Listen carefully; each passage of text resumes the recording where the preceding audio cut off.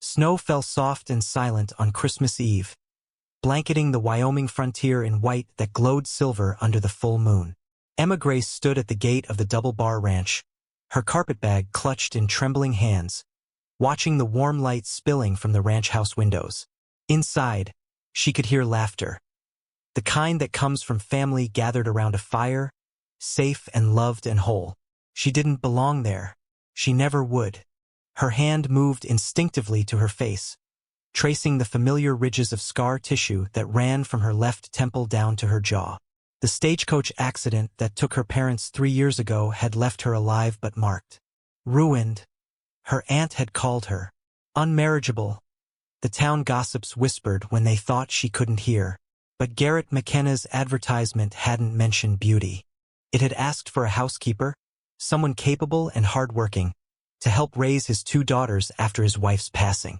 Emma had answered honestly about her skills, her experience, her desperation. She'd mentioned the scars in her letter, brief and matter-of-fact, because dishonesty felt worse than rejection. His reply had been simple. The job is yours if you want it. Arrive before Christmas. Now, standing in the December cold with her scarred face and her heavy past, Emma wondered if she'd made a terrible mistake. Inside that warm house was a man who'd only seen her words on paper, never her face. Inside were 2 little girls who'd expect a proper woman, not a broken one. The front door opened, and a tall figure appeared, backlit by firelight. Garrett McKenna. She recognized him from his description, though he was younger than she'd imagined, perhaps 32, with broad shoulders and a cowboy's easy stance. "You planning to stand out there all night?" he called, his voice carrying warmth despite the winter air. "You'll catch your death." Emma's throat tightened. "Mr. McKenna," she said, turning her face so the scars caught the moonlight. "I should have been clearer in my letter. You won't want me. Not when you see." "I see a woman standing in the snow on Christmas Eve," he interrupted, walking down the porch steps toward her. "And I see someone too stubborn to come inside where it's warm." He stopped at the gate, his hand resting on the latch, his eyes meeting hers without flinching, without that familiar flicker of pity or revulsion. Then Garrett McKenna smiled, a genuine, warm smile that reached his eyes, and closed the gate behind her. "Welcome home, Miss Grace," he said. "My daughters have been waiting all day to meet you." The inside of the Double Bar Ranch house smelled like pine and cinnamon, with smoke and something baking. It was the smell of Christmas, of home, of everything Emma had lost when the stagecoach overturned on that rain-slicked road 3 years ago. She stood in the entryway, snow melting from her boots onto the worn wooden floor, acutely aware of the warmth pressing against her cold skin. 2 small faces peered around the corner from the kitchen. A girl of about 8 with blonde braids and suspicious blue eyes, and a younger one, perhaps 5, with darker hair and a thumb in her mouth. "Girls, come meet Miss Grace," Garrett said, hanging his coat on a hook by the door. "This is Sarah, my eldest, and little Lily." Sarah stepped forward first, her chin raised with the particular defiance of a child trying to be brave. She looked Emma up and down with an assessment far too adult for her years, her gaze lingering on the scarred side of Emma's face without the tact adults had learned to fake. "You're not pretty," Sarah said flatly. "Ma was pretty." "Sarah." Garrett's voice cracked like a whip, but Emma held up a hand, kneeling down to meet the girl at eye level. "You're absolutely right," she said quietly. "I'm not pretty. Your mother probably was. But I can cook, I can clean, I can read and write and do sums. I can sew a straight hem and tend a garden. Can you think of anything else I should be able to do?" Sarah blinked, surprised by the direct response. "Can you ride?" "Yes." "Shoot?" "If I have to." "Tell stories." Emma's lips curved into a small smile. "That depends. Do you like stories about pirates or cowboys?" "Cowboys," Sarah said immediately, then added grudgingly. "And maybe pirates sometimes." Little Lily had crept closer during this exchange, her wide eyes fixed on Emma's face with the unfiltered curiosity of the very young. She reached out suddenly, her small fingers touching the scar tissue with surprising gentleness. "Does it hurt?" she whispered. "Not anymore," Emma said truthfully. It did once, but now it's just part of me. Like my freckles?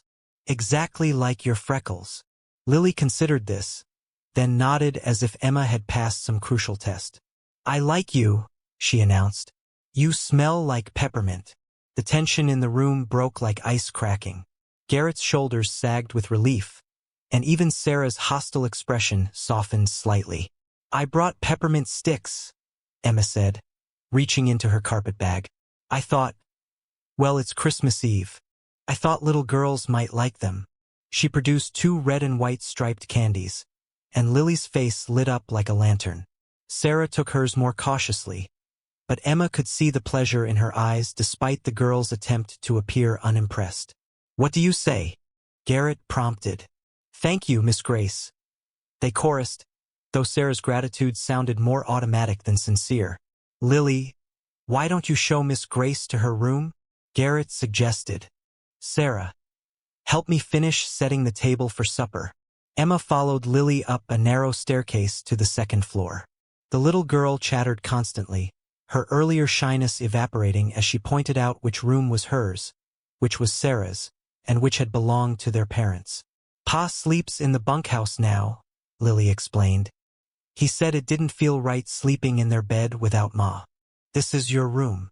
She pushed open a door to reveal a small but clean space with a simple bed, a dresser, a washstand, and a window overlooking the snow-covered barn and corrals. It was sparse, but it was more than Emma had had in the boarding house where she'd been staying, paying rent with the last of her savings. It's perfect, Emma said, setting her carpetbag on the bed. Sarah doesn't like you, Lily said matter-of-factly, settling herself on the edge of the bed. She doesn't like anybody since Ma died. She's scared. Scared of what? That if she likes somebody, they'll leave too. Like Ma did. Lily swung her legs, peppermint stick clutched in her sticky hand. But I think you're nice. And I don't think you'll leave. Emma's throat tightened. What makes you so sure? Because you got sad eyes like Pa. People with sad eyes don't leave. They know what it feels like to be left behind. The wisdom in those words, coming from a 5-year-old, struck Emma like a physical blow. She sat down beside Lily, struggling for composure. You're very smart, she managed. I know, Lily said with complete confidence. Are you coming down for supper? We're having stew and biscuits. Pa made 'em, but they're not very good. He always burns the bottoms. Despite everything. The strangeness, the uncertainty, the weight of Sarah's hostility and Garrett's careful politeness. Emma laughed. Felt rusty, that laugh like something unused for too long. I'd love to come to supper, she said. And maybe tomorrow, I can teach your Pa how to make biscuits that don't burn. Lily beamed. That's good. Pa needs lots of teaching. Ma used to say he couldn't cook worth a darn. But she said it with kissing after, so it was okay. Emma's heart squeezed tight. This family was broken in ways she understood too well. And somehow, impossibly, she was supposed to help put them back together. She just hoped she wouldn't shatter them further in the trying. Emma woke before dawn on Christmas morning to silence so complete it felt holy. For a moment, she lay in the unfamiliar bed, disoriented, before memory returned. Wyoming. The Double Bar Ranch. Garrett McKenna and his daughters. The gate closing behind her with a finality that felt like either a promise or a trap. She wasn't yet sure which. She dressed quickly in the cold room, pinning her dark hair back severely to emphasize the competent housekeeper rather than the scarred woman beneath. Downstairs, she found the kitchen empty but for the dying embers in the stove. She built up the fire, moving quietly through the space, taking inventory of the pantry and finding it better stocked than she'd expected. Garrett McKenna might burn biscuits, but he provided well for his family. By the time the sky began to lighten, Emma had coffee brewing, bacon sizzling, and biscuit dough ready for the oven. She was setting the table when Garrett appeared in the doorway, his hair damp from a morning wash, surprise evident on his weathered face. You didn't have to start work on Christmas morning, he said, but his eyes lingered on the coffee pot with unmistakable longing. I'm used to early mornings, Emma replied. Coffee? God, yes. He took the cup she offered, wrapping his hands around it like a lifeline. Sarah and Lily will sleep another hour at least. We could talk, if you want. Emma poured herself coffee and sat across from him at the worn wooden table. Morning light slanted through the window, illuminating dust motes and the lines of exhaustion around Garrett's eyes. He was younger than she'd first thought, probably closer to 30 than 35, but he carried himself like a man aged by grief. You should know, Emma said, deciding directness was better than dancing around the truth, that I have no experience raising children. I was an only child. My parents died when I was 22, and I've been on my own since. Sarah told you your face would scare children, Garrett said bluntly. My daughter can be cruel. She gets it from me. This inability to dress up hard truths in prettier clothes. She's grieving. Children often are cruel when they're hurting. How long ago did you lose your parents? 3 years. Stagecoach accident in Colorado. The driver took a turn too fast in the rain, and we went over an embankment. Emma's hand moved unconsciously to her face. A piece of the wreckage. Well, my parents died instantly. I survived, but I looked like this when I woke up. My aunt took me in, but she made it clear I was a burden. When I saw your advertisement, it felt like Providence. Garrett was quiet for a long moment, studying her with those steady gray eyes. My wife Rachel died 18 months ago, he finally said. Fever took her in 3 days. One morning she was fine, complaining about the chickens getting into her garden. 3 days later she was gone. Sarah hasn't cried once. Lily cries every night and pretends she doesn't. And I. He paused, jaw working. I work until I can't think anymore. Then I sleep in the bunkhouse because our bedroom still smells like her lavender soap and I can't breathe in there. The honesty of it struck Emma silent. This man who barely knew her was laying his grief bare like an offering, or perhaps like a warning. I need help, Garrett continued. Not just with the house and the girls, though God knows I need that too. I need someone who understands that you don't just get over losing people. Someone who won't expect me to be fine when I'm not. Someone who won't expect my daughters to act like everything's normal when their world ended. And someone who won't expect to be welcomed with open arms, Emma added softly. That too. Garrett's smile was tired but genuine. I read your letter a dozen times before I replied, Miss Grace. You wrote about loss and survival and the difference between the two. You wrote like someone who understood that living isn't the same as being alive. That's why I hired you. Not despite your scars, but because of what they represent. That you kept going when it would have been easier not to. Emma's eyes burned with unexpected tears. In 3 years, no one had spoken to her like this. Like her survival meant something beyond just breathing. The girls are going to be difficult, Garrett warned. Sarah especially. And the ranch work is never ending. Winters here are brutal. The nearest town is 10 miles, and we might not make it there for weeks if the snow gets bad. This isn't an easy life I'm offering. I don't want easy, Emma said. I want purpose. I want to matter to someone, even if it's just as the woman who makes sure biscuits don't burn and children eat their vegetables. That's more than I've had in 3 years. Garrett extended his hand across the table. Then we have an understanding.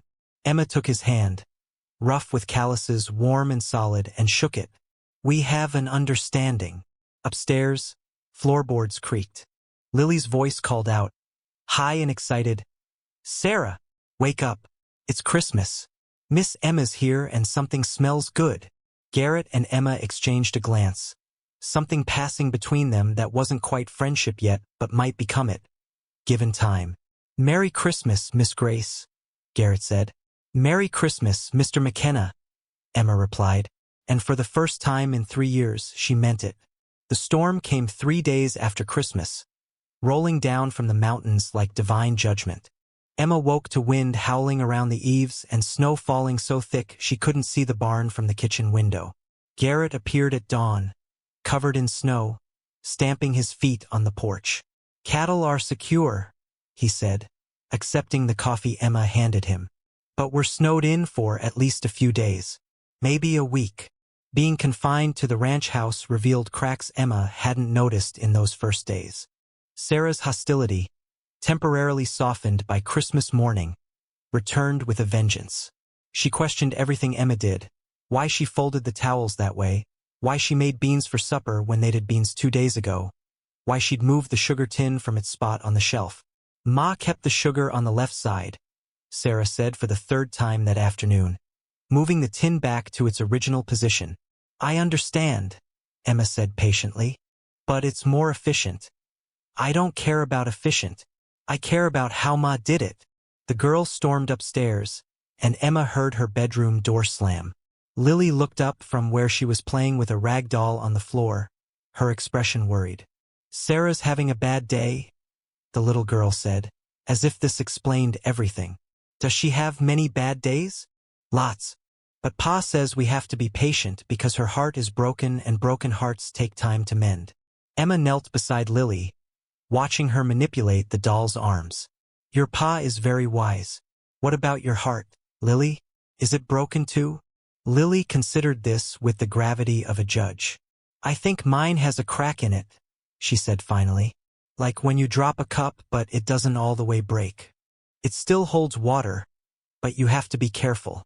The metaphor was so perfect, so painfully accurate, that Emma had to blink back tears. That's exactly what it's like, she whispered. That evening, Emma made stew with the last of the fresh vegetables from the root cellar. She was setting the table when she heard raised voices from upstairs. Garrett and Sarah, arguing about something Emma couldn't quite make out. Then Sarah appeared on the stairs, her face flushed and furious. I hate her, the girl shouted. I hate her being here, acting like she belongs, touching Ma's things. Sarah, that's enough. Garrett began, but his daughter wasn't finished. She's ugly and she's not Ma and I want her to leave. Sarah's voice cracked on the last word, tears finally spilling down her cheeks.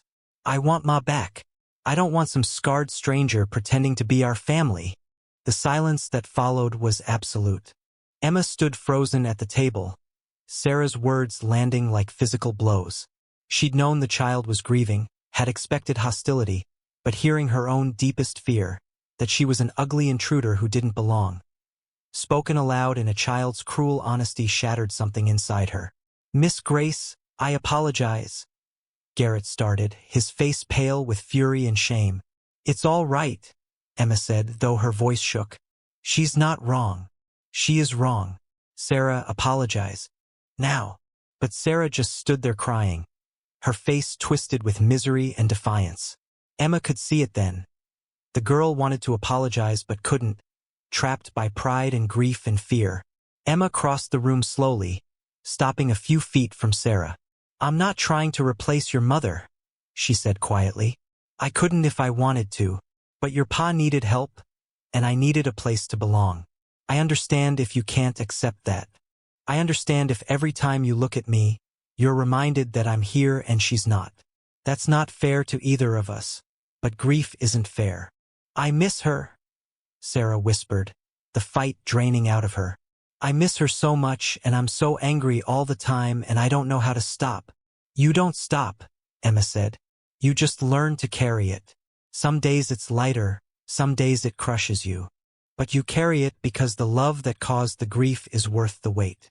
Sarah looked at her then, really looked at her, perhaps seeing Emma as a person for the first time rather than just an unwelcome intrusion. Does it ever get better? I don't know yet, Emma admitted. I'm still figuring that out myself. Something passed between them in that moment. Not acceptance, not forgiveness, but perhaps the beginning of understanding. Sarah didn't apologize, but she came to the table when Emma called them for supper. She ate her stew in silence, but it was a different silence than before. That night, after the girls were in bed, Garrett found Emma in the kitchen, scrubbing dishes with more force than necessary. I'm sorry for what Sarah said, he told her. It was unacceptable. It was honest, Emma replied. Children have a gift for speaking truths adults are too polite to voice.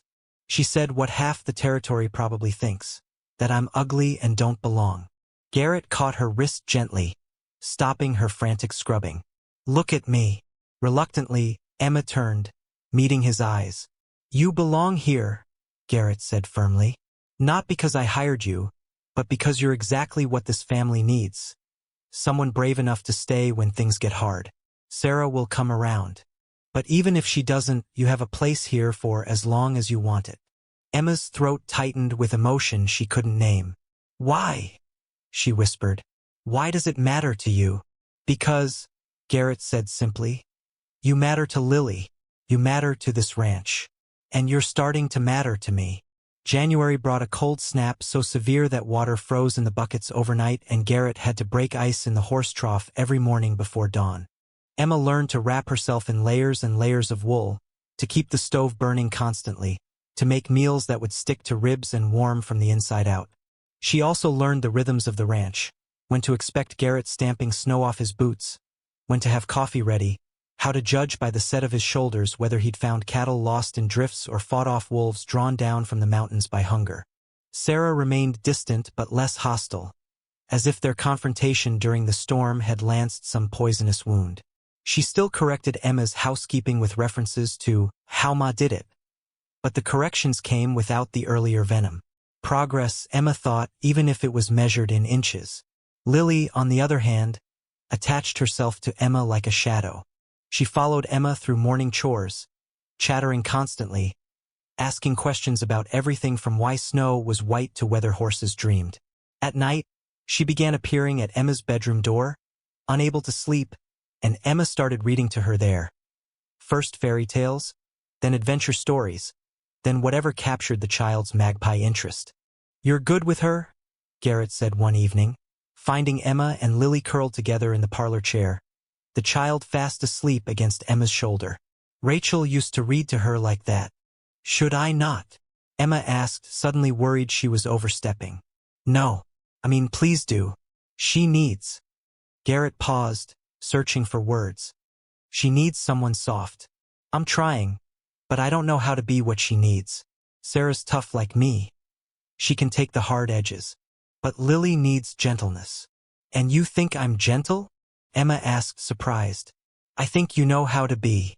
That's different from actually being soft. You've got steel in you, Miss Grace. But you know when to sheath it. The compliment warmed Emma more than she wanted to admit.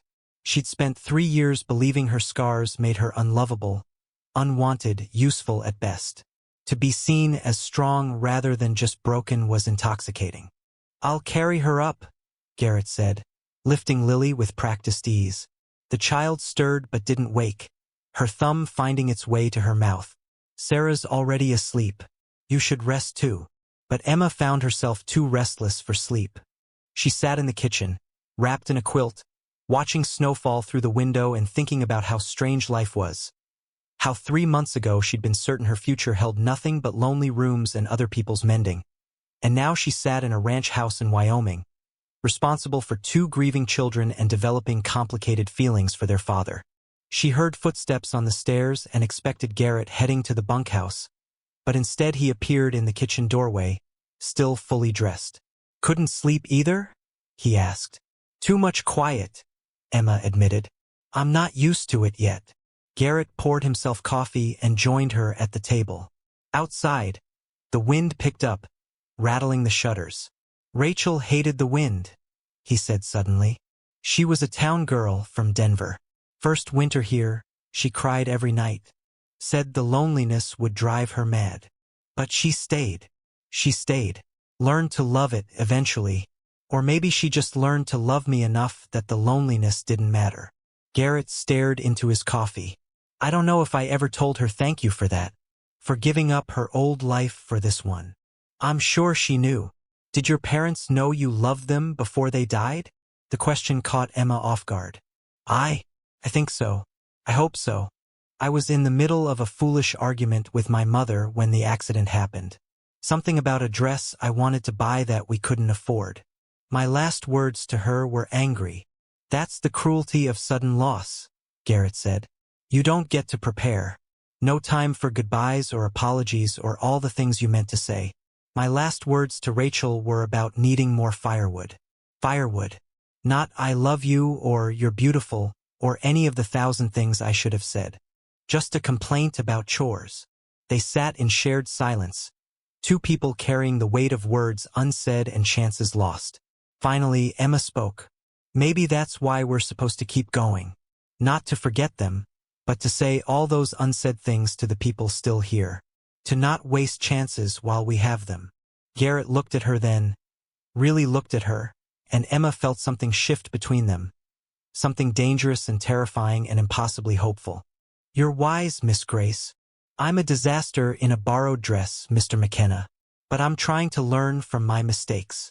Aren't we all? Garrett said. He reached across the table, his hand covering hers briefly.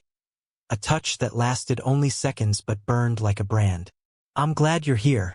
I need you to know that. Whatever Sarah says, whatever doubts you have. I'm glad you stayed when I closed that gate on Christmas Eve. Emma's heart hammered against her ribs. So am I, she whispered. Outside, the wind howled and the snow fell, but inside the ranch house, something warmer than any fire was beginning to kindle. February brought a brief thaw, then another storm, then finally the first hints of spring. Emma had been at the Double Bar Ranch for 3 months, and the territory no longer felt foreign. She knew which floorboard creaked, which burner on the stove ran hot, how Garrett took his coffee, and which bedtime story would settle Lily fastest. She'd also learned that Sarah watched everything with those sharp blue eyes, cataloging every interaction between Emma and Garrett with an intensity that felt like judgment. The girl had thawed slightly, would sometimes accept Emma's help with schoolwork, would occasionally laugh at Emma's stories, but maintained a careful distance, as if afraid that getting too close would somehow betray her mother's memory. Then came the day that changed everything. Emma was in the barn, helping Garrett with a difficult calving. The heifer was young, struggling, and Garrett's hands were too large to assist properly. Emma, with her smaller hands, had been able to help guide the calf into position while Garrett pulled. It was brutal, messy work, but when the calf finally slid free and took its first shuddering breath, Emma felt a surge of accomplishment unlike anything she'd known. You're a natural, Garrett said, grinning despite being covered in blood and birth fluids. Most city women would have fainted. I'm not most city women, Emma replied, equally filthy, equally grinning. They were laughing together, high on adrenaline and success, when Sarah appeared in the barn doorway. Her face went white, then red, as she took in the scene. Her father and Emma standing close, both smiling, his hand on her shoulder in easy camaraderie. I hate you, Sarah screamed, the words exploding from her like bullets. I hate you for being here.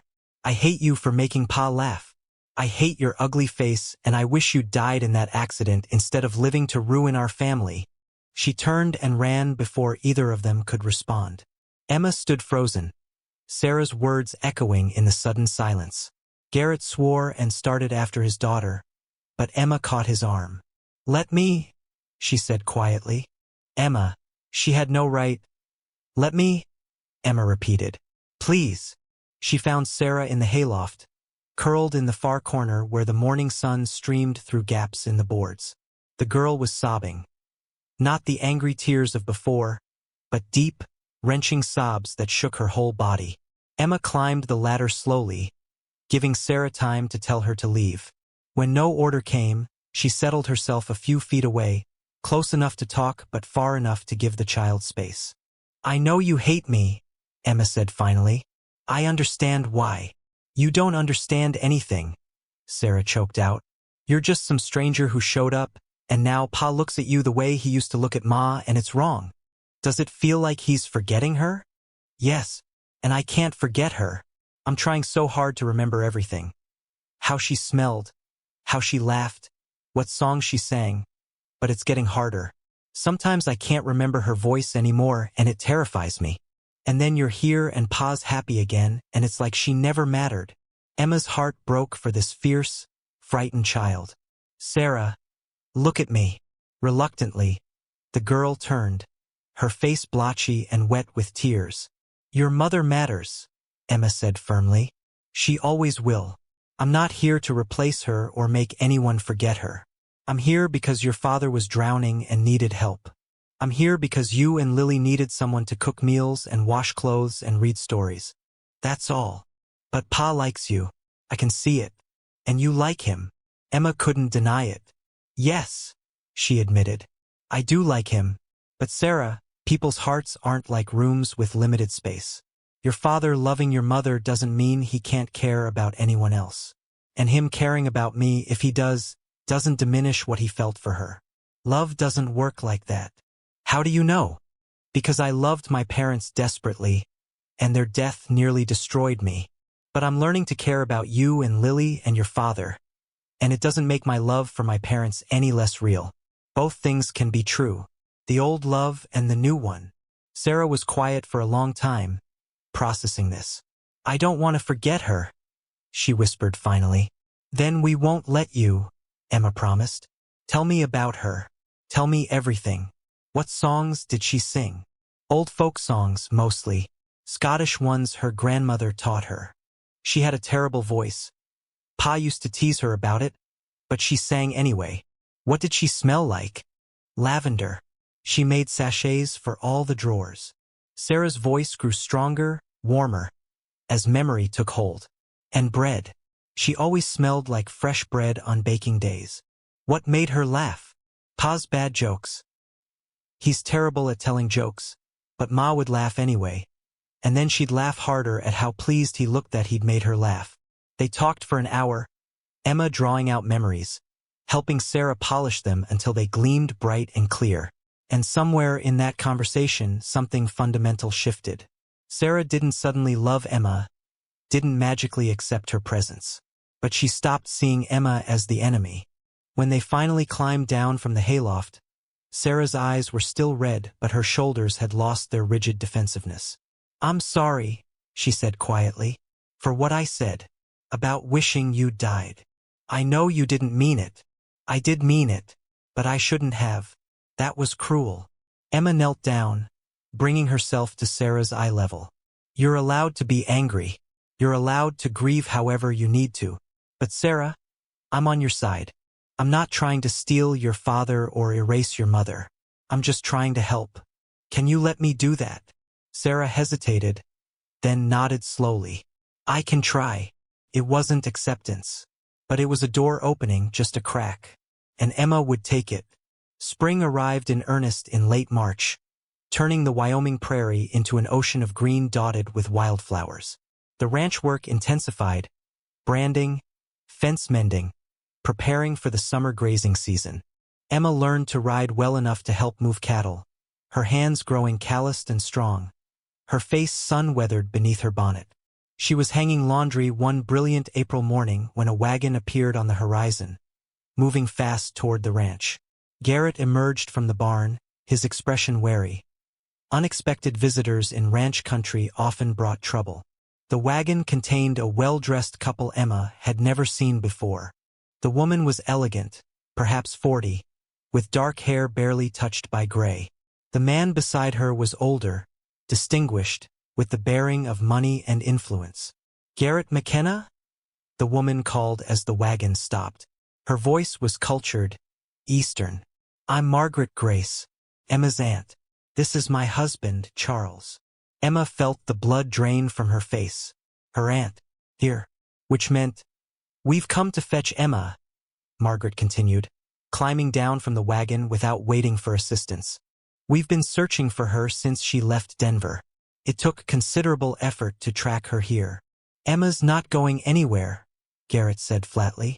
That's not your decision, Mr. McKenna. Emma is family. She belongs with us. Emma found her voice, stepping forward. Aunt Margaret, why are you here? You made it very clear I was a burden you were glad to be rid of. Margaret had the grace to look uncomfortable. I spoke hastily, Emma. I was grieving your uncle. He just passed. And I wasn't myself. But he left us in difficult circumstances financially. Until recently. Until recently? Emma repeated, understanding beginning to dawn with sick certainty. Charles spoke for the first time, his voice smooth as oil. Your father had a life insurance policy Margaret was unaware of. It's been released $20,000. As his only heir, the money belongs to you. However, as you're unmarried and under 30, the law requires a guardian to manage the funds. That would be Margaret, as your closest living relative. How convenient, Emma said coldly. Now, Emma, Margaret said, attempting warmth and failing.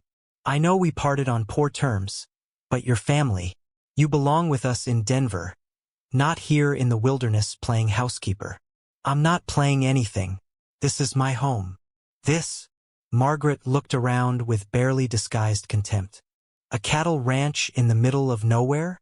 Emma, you're an educated woman. You don't belong here with... Her eyes landed on Emma's work-roughened hands, her sun-weathered face, and worst of all, her scars fully visible in the bright sunlight. With people like this. Garrett's jaw tightened, but he remained silent, letting Emma fight her own battle. People like what? Emma asked dangerously. Good people? Honest people? People who accepted me for what I could do rather than how I looked. I'm trying to help you, Margaret insisted. That money is your future.